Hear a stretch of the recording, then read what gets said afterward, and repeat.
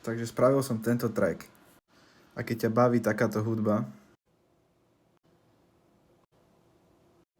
tak tomu určite daj šancu. SoundCloud, Niu, YouTube, Niu, Spotify soon.